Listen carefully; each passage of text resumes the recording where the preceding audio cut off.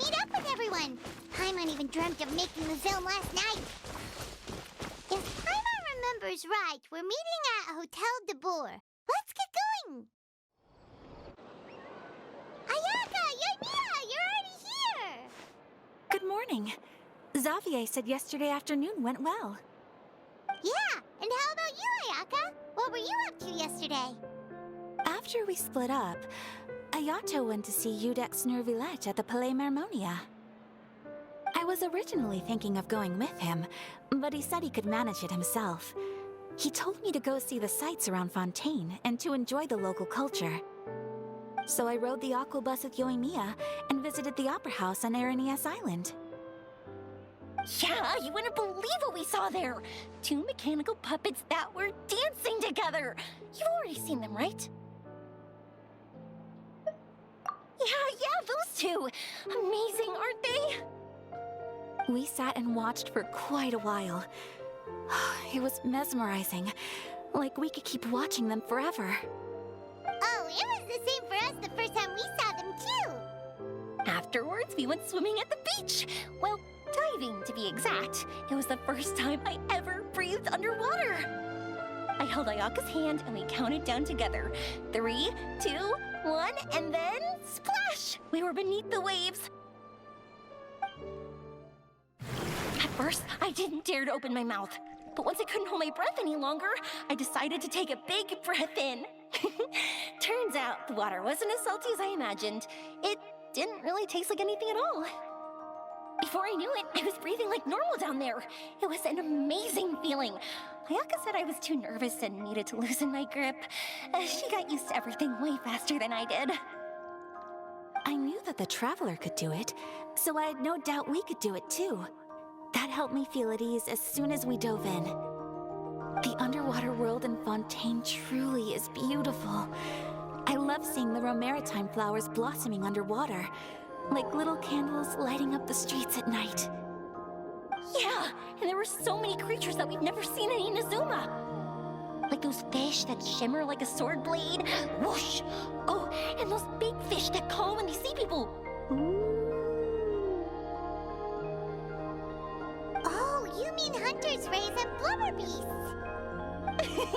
I just love the name Blubber Beast. Just wait till Pops and the others hear about this. They probably won't believe a word I say.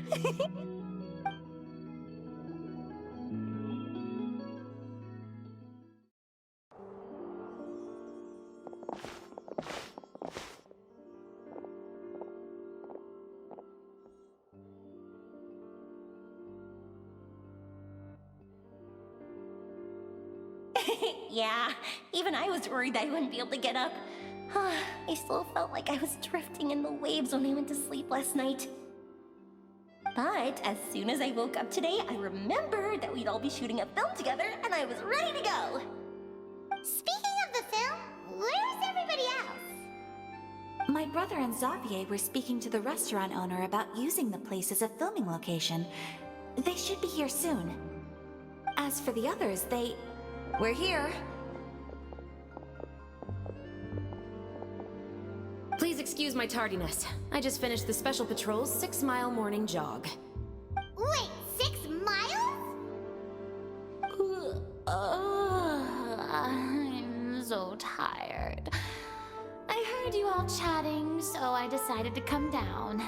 I sure could use some of that endless energy everyone else has. Good morning, everyone. Morning. Can someone fetch me a cup of coffee? More milk, hold the sugar. Sure, I'd be happy to do that for you. No, you can't go anywhere. Please, have a seat over here so I can get started on your makeup. The last thing I want is coffee stains on my costumes. I can get the coffee. It's the perfect job for an assistant.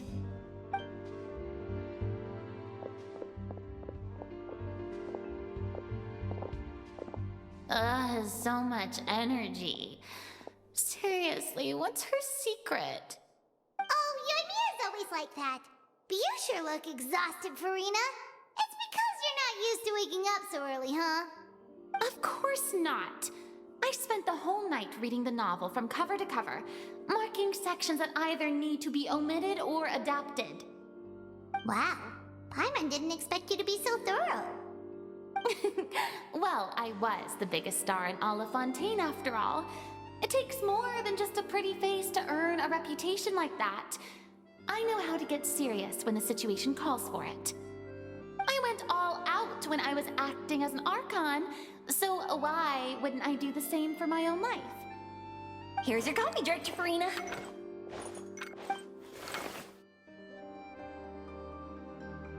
Oh, thank you.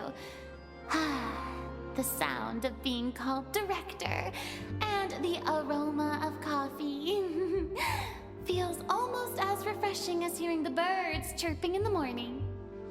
Ah, it seems everyone has managed to arrive on time. We've reached an agreement with the restaurant owner. We are free to use the second floor to shoot our film. Really? That's great! He is really looking forward to our film and hopes that providing his restaurant as a filming location will attract more customers. Well then, Mr. Xavier, I'll leave the rest to you. Okay, thanks. First, I'd like to introduce our new members. This is our prop manager, Veronique. She'll be in charge of all the film's props and items. And this is Bonneau, our lighting technician. He'll be in charge of lighting and illumination to set up each scene's atmosphere. Wow, sure feels like we have some real professionals joining the crew now. First of all, please allow me to first express my sincerest gratitude to everyone in the crew. When my investor informed me yesterday that he wouldn't be able to provide the funds, I really thought that this was the nail in the coffin for this film. I had no idea that I'd find so many people willing to help me on such short notice. Thank you. Thank you all from the bottom of my heart. No need to be so cordial, Mr. Xavier. We're all honored to be a part of this. Your works made a profound impression on me when I saw them back in Inazuma. I am sure that someday, this film will be remembered as a prime example of cultural exchange between Fontaine and Inazuma. Yes, the story is the reason I agreed to join. I can't bear to even imagine what this film would look like without the very best director. Anyway, I would like to make a promise to everyone that as the producer of this film, I'll do whatever I can to ensure that everything goes as smoothly as possible. This is not just my film.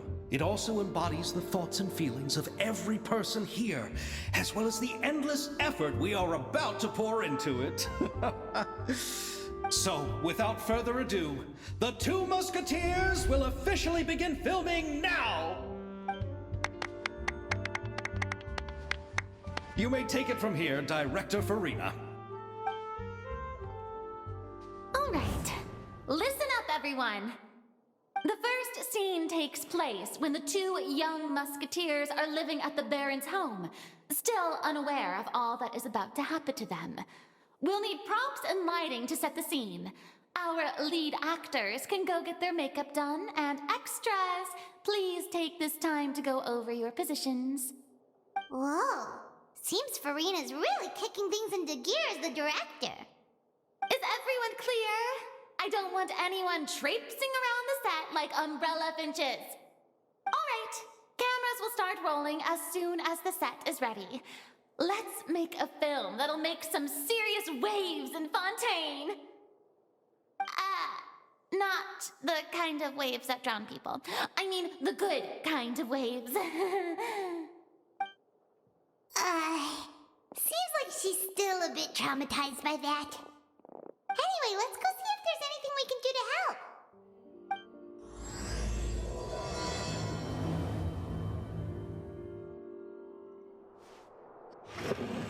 How about here? A little more to the left. You got it. Hey, Yurnia, do you need a hand? No, I'm fine. You know, doing the lighting is kind of like designing a fireworks show. It's interesting to imagine what kind of atmosphere the lights will create. I heard that the Traveler will be operating the camera and Paimon will be the clapper loader, right? Those roles are just perfect for the two of you. Really? Is that because it'll be easy for Paimon to hold the clapperboard while flying? Well, sure, there's that, but that's not exactly what I meant. I just think that after all your journeys together, you two must have developed a super close bond and just naturally know how to work with each other. If I'm not mistaken, the director will want the cameras rolling as soon as the clapperboard goes clack. Oh, I see! It's amazing to see the magic behind filmmaking. Yoimiya, we need lights over there too. Oh, on it! I've got to get back to work. Chat with you later. Oh, it's exciting to see so many people working together to bring the film to life. Seems like Yoimiya's really getting into it. But she was right. We do have a super close bond, don't we? Paimon's really happy to hear that.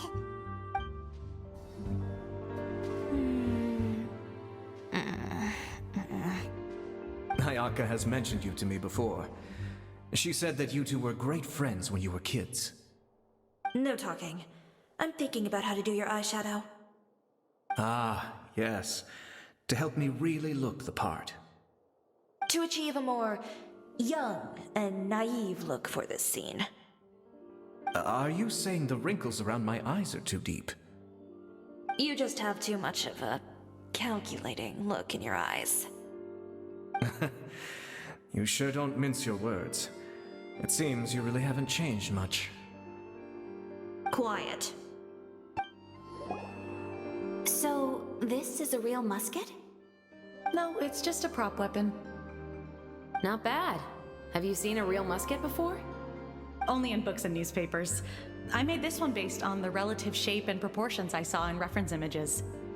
When we're filming, some special gunpowder will be applied around the muzzle, which will help create the flash and smoke effects of a real gun being fired. Which means it'll be up to the actors to portray the recoil. That's right. The sound effects for gunshots will also be added in post-production. Thank you, Veronique. I think I know where to start now. However, the musket's gears and firing pin could still use some work. Adding some wear on the metallic components will make them appear more realistic. Also, be sure to rub the muskets with some oil each time before we start shooting. That'll give the impression that the firearms have been well maintained. Good point. You seem to know a lot, Miss Chevres. I assume you use these types of firearms on a regular basis? Yes, I perform routine maintenance on my weapons every day. Just like we as people need to eat and sleep, muskets need to be cleaned and maintained. I also perform similar care for my sword every day, and familiarize myself with its shape and weight, to the point where it feels like a natural extension of my body. Yes, this way, our weapons will never betray us in the heat of battle. Yes, well said. It seems we have the same philosophy on this topic. Oh, sounds like they found a common interest to talk about. Though these props differ from the muskets I use, I can still give you some pointers. Good. I look forward to your instruction. First and foremost, never point the weapon at anyone, regardless of whether it's a real or prop weapon, or whether you're holding it or it's on the table. This holds for any time when you're not actively engaging an enemy. Okay, understood. When aiming the musket, extend your arm so that it's level with your shoulder, and use your eye to look down the weapon's sights. Like this? Not bad. Now, try saying your lines. This is the end of the road for you. Good. Now turn your body a little. That way, you'll give your enemy less of a target to work with. And relax your shoulders. Here, allow me to demonstrate. This is the end of the road for you. Huh. Excuse me, Miss Chiori.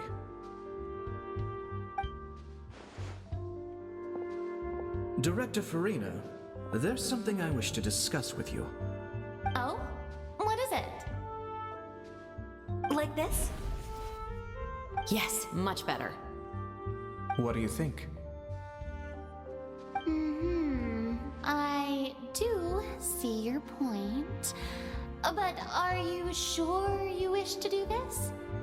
I believe it would be most fitting. Well, if you insist. All right. I understand. Miss Ayaka, Miss Chevres, could the two of you please come over here? Huh? What's going on? Are we gonna start filming now? Let's go see. What is it? I have a question for you, Miss Chevres.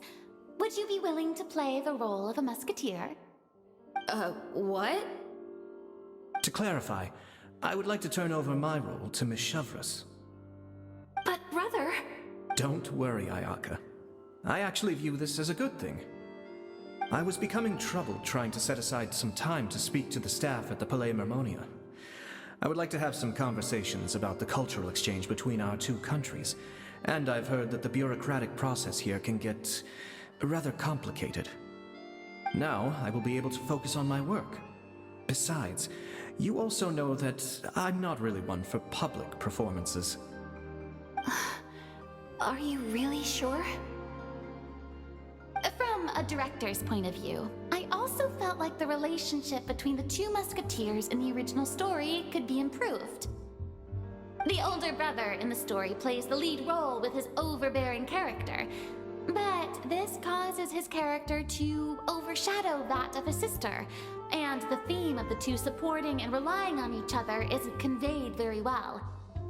But if we were to change the siblings to two sisters of a similar age, then that aspect of the story might come through more clearly. Also, I've seen you instructing Ayaka. That cold and dignified personality is exactly what we need for the older musketeer. Of course, even with all these insights, the decision should still be made by Miss Chevres. Chevres mentioned that she really likes the story, right? Paimon bets that she'll take the role.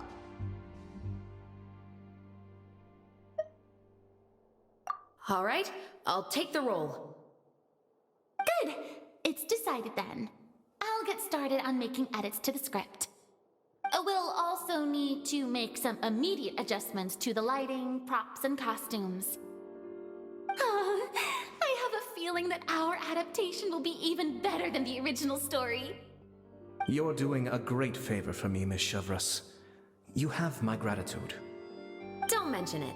I like this character, so if anything, I should be the one thanking you. Well, since my brother is the one who brought up the idea, I suppose there's no need to worry. Let's go, Miss Chevres. I look forward to working with you. Please, just call me Chevres.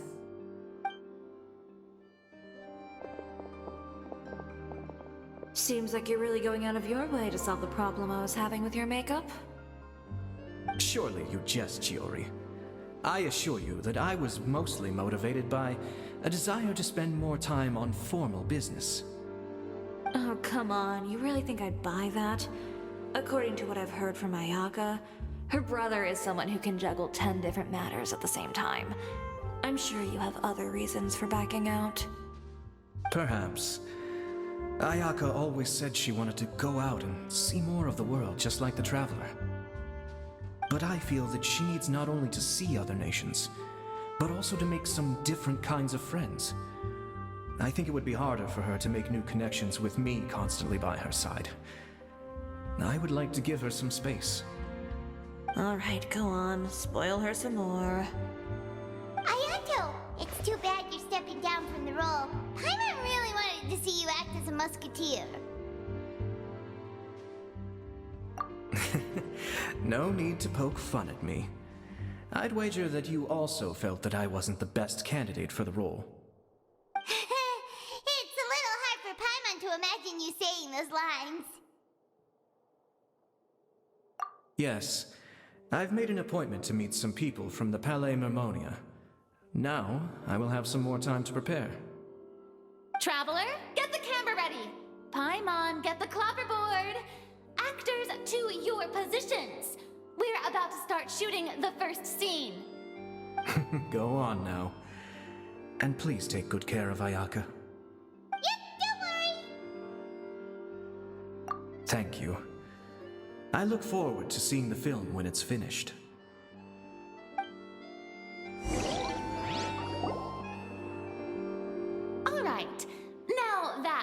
all here, let me help set the scene for everyone.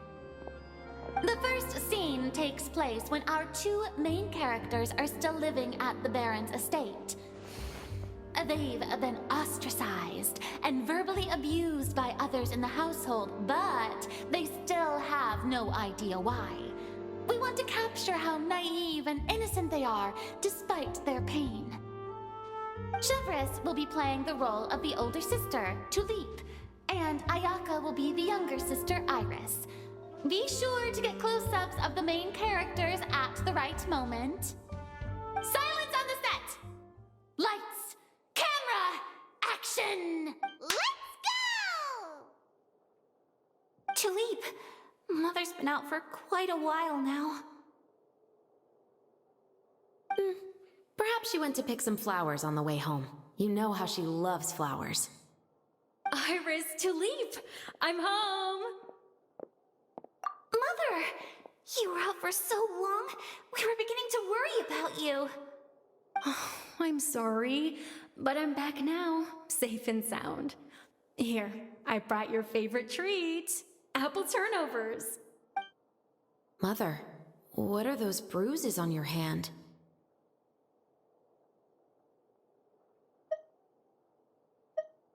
Huh? What bruises? Oh, I must have bumped into something while I was working yesterday.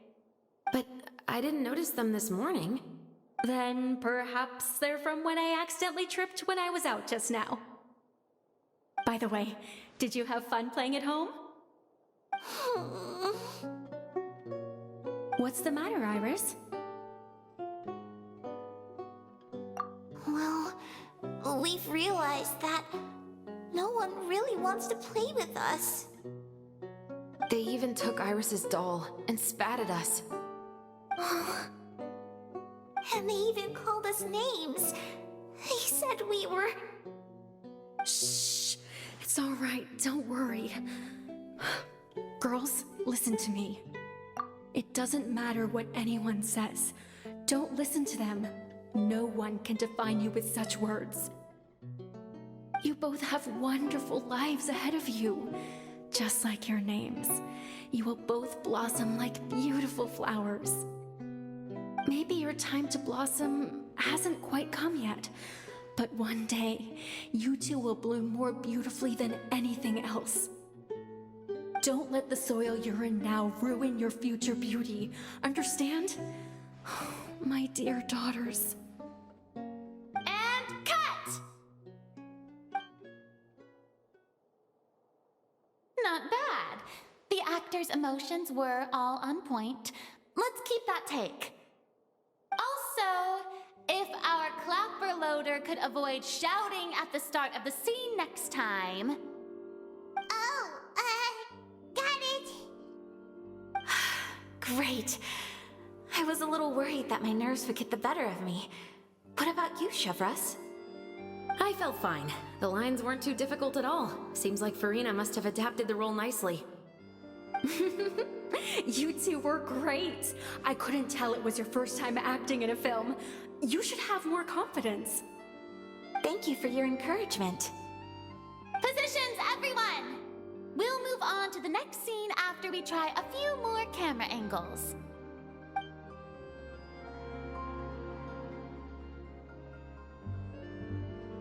This scene is when our two characters return home, only to discover their mother has been murdered. Ready? Lights! Camera! Action! Mother, we're back! Mother?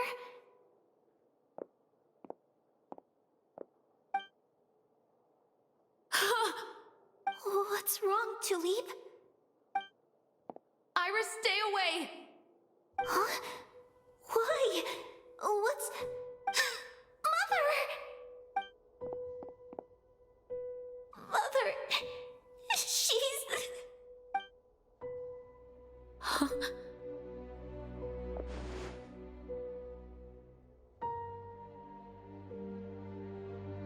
There's poison in this cup. Huh? I could have sworn I've seen this kind of cup before. Those aristocrats. They didn't even try to cover up their actions!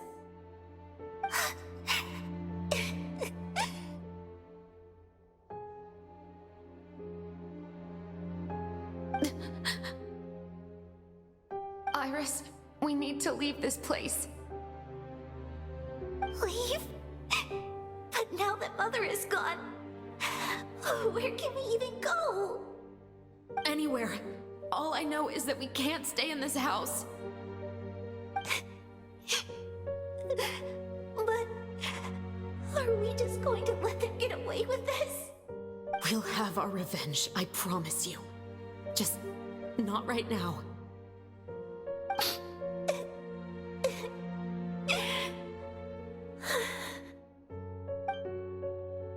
Come on, let's go. No, wait. We can't just leave Mother here like this. At least let me leave this rose with her.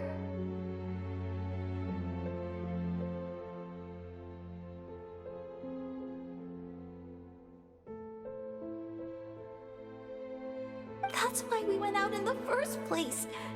To buy her this flower. All right. Goodbye, Mother. We'll avenge you. Someday. And cut! Beautiful! Great performance! Oh my, you're so amazing, Ayaka! And were those real tears I saw? How did you do it? I was surprised too. Thank you for the kind compliments. Actually, as soon as Director Farina said action, I told myself not to think about anything. I just felt the weight of the moment and became the character. It's quite similar to practicing the art of the sword. You clear your mind and focus only on what's happening in front of you. Ayaka's performance was amazing. Have I discovered an acting prodigy? Pipe down, everyone! We need to move on to the next scene!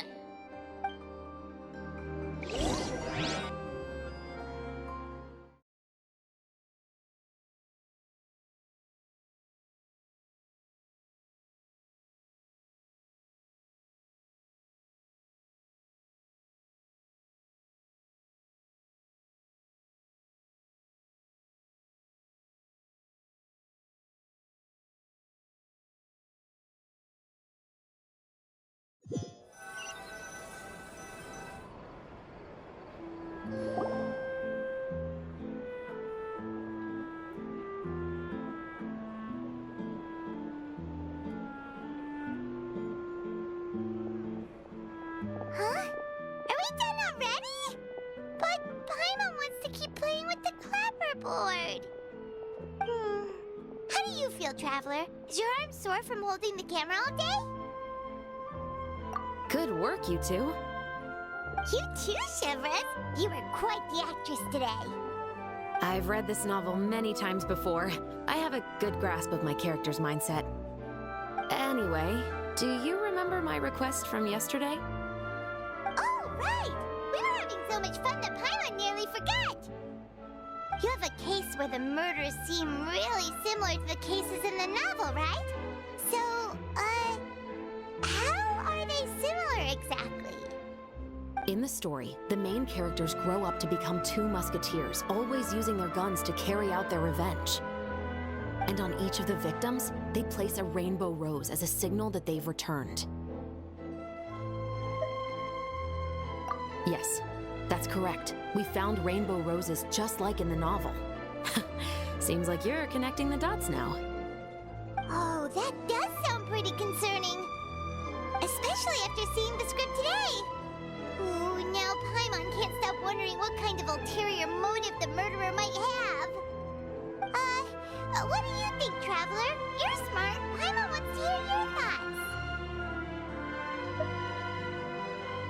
Good. On behalf of Fontaine's Special Security and Surveillance Patrol, thank you for your dedication to justice.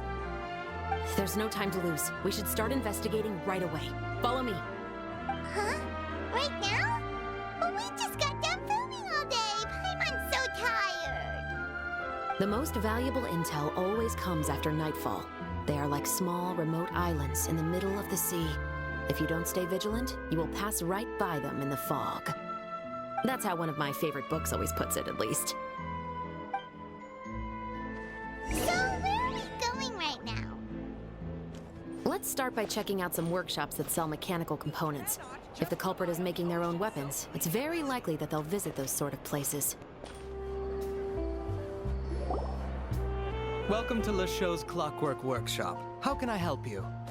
Hello. I'd like to know if anyone has purchased some special components lately. Special components? Sorry, could you be more specific? I mean the kind of components that aren't typically used for clockwork toys, but for firearms. Huh? For firearms? No, we don't sell those sort of things here. Don't misunderstand. I'm not here to cause any trouble. We are merely investigating a case, and we're hoping that you could cooperate. Well, to be completely honest, I'm not even sure what kind of components that would entail. Has anyone ever purchased components here as an individual rather than on behalf of an organization? We have a lot of customers who buy toys, but those who buy components are all regular customers who buy in bulk on behalf of their organization. Is that so? I understand. Thank you for your cooperation. You're welcome. It's the least I can do. Oh, hey, Chevris. Run out of oil for your musket again? Hello, Estelle. I want to know if anyone has come to your shop recently to order some firearm components. Oh, is this another case? Let me think. I don't think so. Some people have requested that I make some prop guns for the Fontanalia Film Festival, but I refused all of those requests. Oh, why's that? Because there's no profit! I only make things here that can do some real heavy lifting. I don't have the energy to make some new molds just for the festival. Then has anybody come specifically looking for mechanical components? Well, I usually sell off my scrap to the Fleuve Centre. I don't typically give them to one specific person. I understand. Thanks for your cooperation. Don't mention it. Always happy to have the Musketeers' patronage. Seems like we haven't found any leads to go off yet. Yeah, unfortunately. All right, let's head to Fleuve Centre next. Huh? Are you sure? People might not be so thrilled to see the captain of the Special Patrol there. You think so, huh? Then I guess you don't know. Huh? Know what? That I grew up in Fleuve Centre. Hello, I'd like to ask some questions. I don't know anything. Don't worry, I'm not here to arrest anybody. You say that now. It's the truth. Here, take this as my guarantee. Wait, did Paimon just see what she thinks she saw? Is the captain of the Special Patrol bribing a citizen? Seems you're different from the other guards. What do you want to know? Have you heard anything related to muskets in Fleuve Centre lately? Anything at all? Muskets, huh? All I know is that about 2 weeks ago, we started hearing some loud noises at night. So loud that it's been waking me up. Were they gunshots? Possibly. It's hard to tell around here. Someone's house collapsing, a pipe exploding somewhere, it's all the same. But the noises I'm talking about definitely happened after I fell asleep. Do you know where the noises were coming from? I don't remember clearly. Is it that you don't remember, or that you need to think about it some more? You tell me. Then please, think about it some more. She's giving her even more aura! The noises came from the end of the Southern Waterway. I came out and had a look for myself and I wasn't sleeping well, but I didn't dare get too close. That's all I know. All right, I'll take your word for it. Thanks for the pâte de fruits.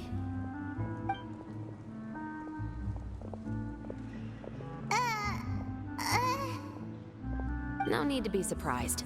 I grew up here, remember? I know how to get people around here to talk. Seems you catch on pretty quick. Now then, let's keep going.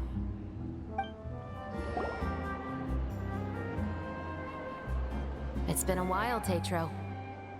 Please, just get on with your request. I want to know if you've heard anybody talking about muskets lately.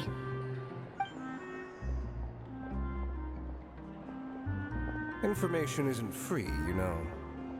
I've heard that bandits have been extremely active in the countryside recently, and they've been affecting the delivery of goods to Poisson. I can allocate some more manpower to help out with that problem. What do you say? You're still as helpful as ever. One of our men got drunk at dinner about a month ago and lost his gun. 3 days later, it turned up in the corner here. What's weird about that? He just forgot where he put it, right? This is Fleuve Cendre, my friend. Anything of value left in the tavern won't ever make it to the next day. But that gun turned out to be an exception. It didn't get any new wear and tear on it, and didn't even appear to have been fired. We were quite mystified as to what could have happened. I suspect it came back because the weapon was already known to the guards. You mean, a criminal was afraid the Marechaussee Phantom would use the shot marks to track them down? Maybe. But if that's the case, the culprit really took great care to avoid getting caught. I didn't say anything about a criminal. In Fleuve Cendre, knowing who was killed is as easy as knowing what clothes you're wearing today. It's the guy living in the east side, isn't it? I've never liked him. Every time he's here, he just orders a drink and sits there with a nasty look in his eyes. So, who was the one who lost the gun in the first place? Don't bother. Even if you ask, he wouldn't admit to owning a gun to some strangers. Not to mention the captain of the Special Security and Surveillance Patrol. He's right. I know you grew up here, Chevreuse. Even though you're on good terms with the Spina, you've still been gone too long. Not many people know you here now, and a lot of people don't like the Special Patrol. I know. So take my advice and don't show your face too much around here. It's for your own safety. I'll come and go as I please, and I'm afraid I'll be appearing more often due to my work. All right. Don't say I didn't warn you. What's all this? Some broken planks and barrels, as well as some liquor bottles? Yes, but have a closer look, Paimon.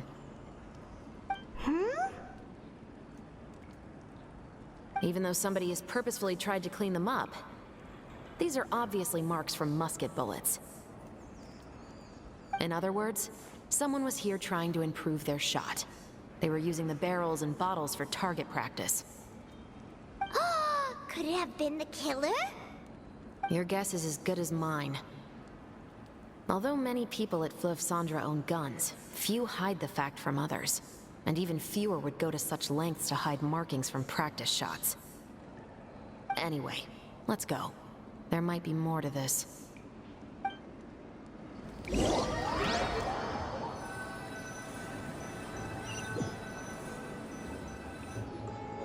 Seems like that's all we'll be able to uncover for today.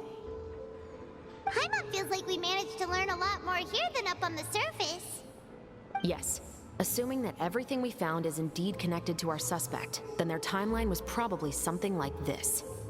A month ago, our suspect found a gun and took it home to disassemble it. Once he'd figured out its mechanics, he brought it back.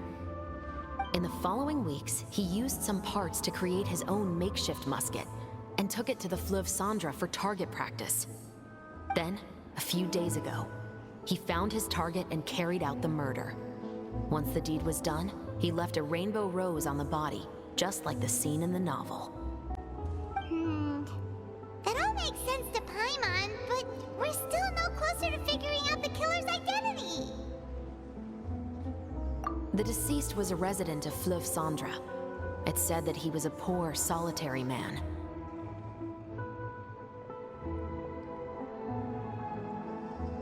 Yeah, that's also something I'm trying to figure out. If we are indeed following the novel, and there's a story behind the murder, then this murder should be an act of vengeance. But according to our investigation, the deceased didn't have any enemies. He was no saint, but no one's heard of a rival who hated him enough to shoot him dead.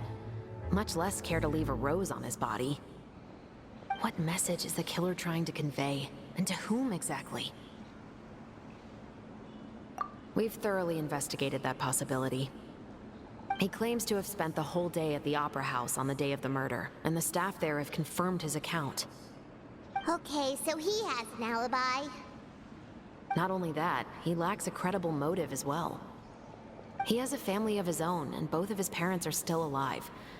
I've looked into his records. He was adopted at the age of 6, and all the proper procedures were followed. There are also records of him at an orphanage before then.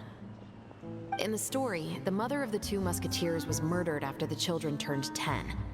Of course, he could have changed the children's ages, but I don't want to assume anything without evidence. More importantly, I've also had a chat with him in person. He didn't seem like the kind of person who would pull the trigger to kill a man. Then, what should we do now? We have all this new information, but it doesn't help us move forward. Investigations take time. I didn't expect us to catch the culprit in just a single day. How about this? Let's spend the next few days filming with the crew. We can continue the investigation once we're done with the film.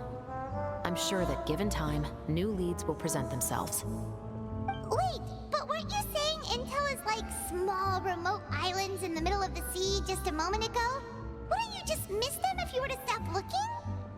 Ah, but the book had more than one reference to the islands, Paimon. Oh? What else did it say then? As long as you spend enough time sailing through the fog, you'll eventually come across an island.